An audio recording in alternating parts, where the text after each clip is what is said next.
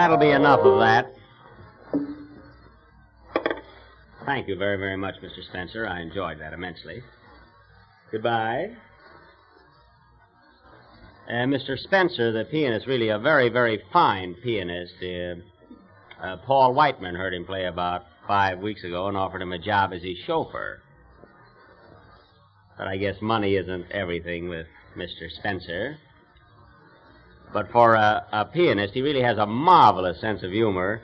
He was telling me a story the other day about an older brother of his who had been very, very ill for a long time in Europe. And he finally went up to see his doctor. And the doctor told him that he'd have to get a lot of exercise and air and everything, but he must be very, very careful and not lift anything heavy. So he got a job as a garbage man in Scotland. Of course, I very seldom tell Scotch stories. They're generally all alike. Although I know a Scotchman who went into a butcher shop and he said, "Give me a nickel's worth of hamburger and wrap it up in today's paper."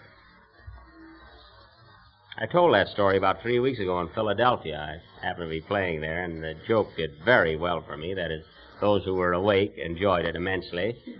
And I had quite an experience, though, in Philadelphia while I was there. There was a little lady in the audience that I met who was very anxious to go on the stage. And I understand that she has appeared in a lot of local amateur productions in Philadelphia, like the Elks Minstrels and things of that sort. And I promised her that if she joined me here, that I'd let her try out my act. She really has a lovely voice. She has a sort of a nervous soprano. I don't know whether you've heard just that kind. Well, anyway, she came on to join me. Of course, her mother came with her. Everything happens to me. And she's standing right over here in the entrance, and I'm going to have her come on and sing a little song. And incidentally, she has been in the movies, never on the speaking stage, but she has been in the movies for about 3 years. That is until they finally decided to have men ushers.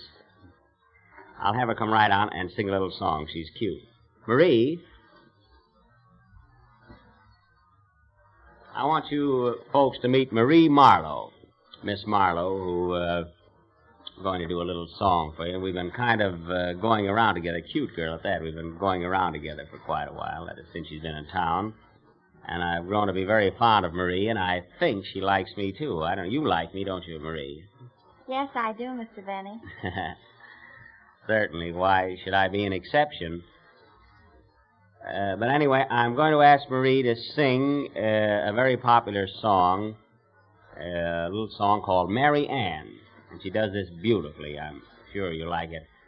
Marie, sing Mary Ann for the ladies and gentlemen, the way you did it at the Elks after you were there a while. But, Mr. Benny, you promised me that if I worked in your act, I could tell a story. It's starting already, the whole thing. No, I've heard you tell stories before, really. I think it'd be much better if you sing Mary Ann. I'm sure it will. But I don't want to sing Mary Ann. I want to tell a story. How does Gus Edwards handle them? This is really my first venture as a producer. You want to tell the story? Is this the story you told me on the train coming over? The same story. Well, I think you better sing Mary Ann. I'm a little bit afraid of that one. I wouldn't tell it if I were you. But I changed the finish of it. Pardon? I changed the finish of it. Oh, you fixed it up a little bit? I see. Well, I'll tell you what you do. You whisper the story to me, and if I feel that it's fit for these ladies and gentlemen to hear, I'll let you tell it. Pardon us a second.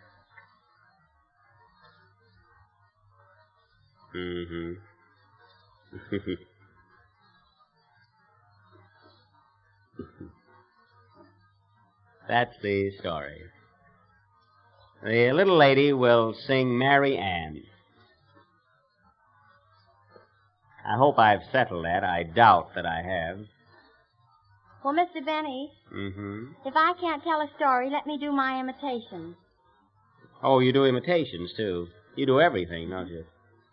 Well, what do you imitate, or who? Well, I imitate all the big stars on the stage. All the stars of the stage? Just the stars. I mean, you don't fool with the rest of the cast or anything. See, well, what star would you like to imitate today? I mean, who have you in mind? Well, I can imitate Sophie Tucker and the four Marx Brothers of the Apocalypse and the four Marx Brothers of the Apocalypse.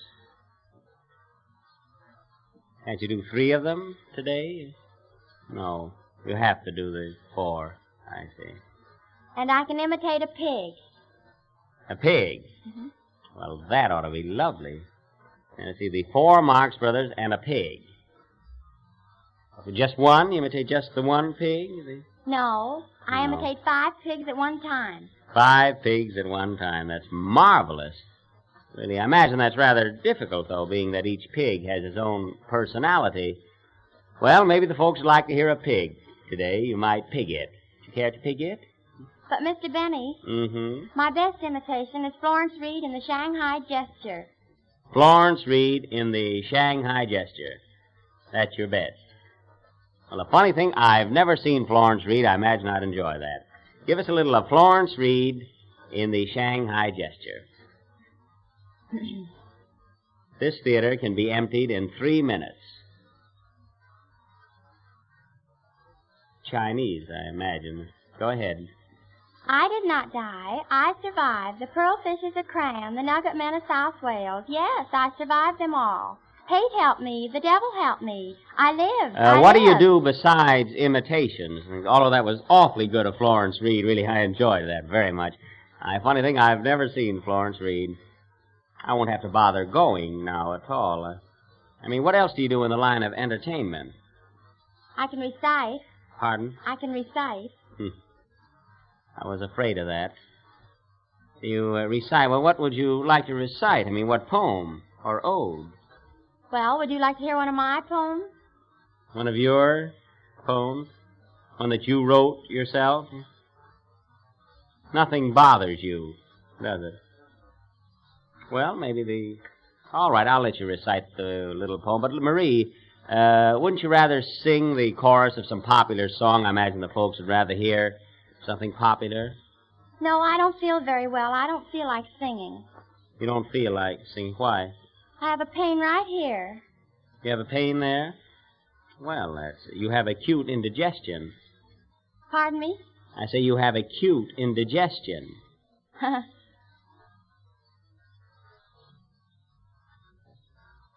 Oh, gee, I bet you tell that to all the girls.